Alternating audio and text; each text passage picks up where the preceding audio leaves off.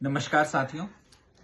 आज के इस वीडियो के माध्यम से हम ये समझने का प्रयास करेंगे कि परिस्थितियों का हमारे मस्तिष्क पर या अगर हम परिस्थितियों को अपने ऊपर हावी होने देते हैं तो उसका हमारे जीवन पर क्या असर पड़ता है। और कहते हैं किसी भी बात को समझने के लिए कहानियां सबसे अच्छा माध्यम है।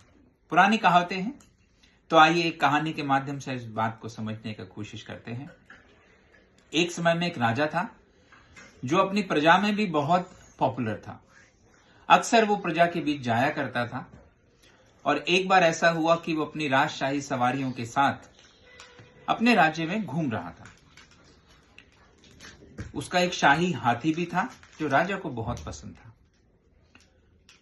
तो हुआ ये कि सड़क के एक किनारे पर एक भिखारी बैठा था और राजा के ये शाही हाथी जब सड़क पे चल रहा था तो अचानक से उसका पांव उस भिखारी के बर्तन पर लगा और उसके सिक्के बिखर गए।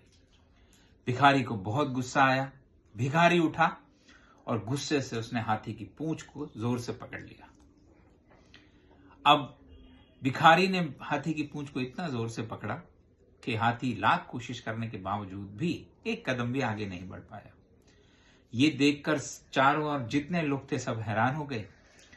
पीछे राजा ने मुड़ के देखा तो वो भी हैरान हो गया कि मेरे राज्य में सैनिकों में शक्तियां तो हैं, मेरे राज्य के भिखारी भी कितने स्ट्रांग हैं।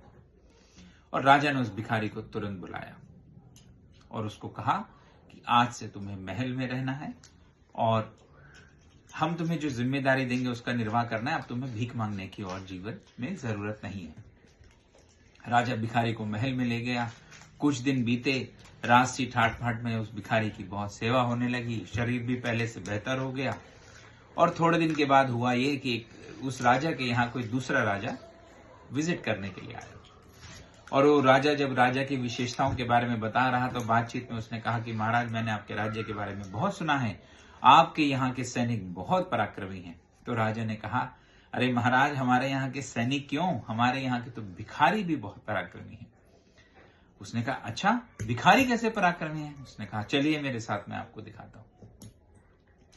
अब राजा ने उस भिखारी को बुलाया और एक हाथी को उसके सामने प्रस्तुत किया और राजा ने भिखारी को आज्ञा दी कि इस हाथी की पूंछ पकड़ लीजिए और देखिए जो शक्ति आपने पहले दिखाई थी वैसे ही आप यहां प्रदर्शित करें।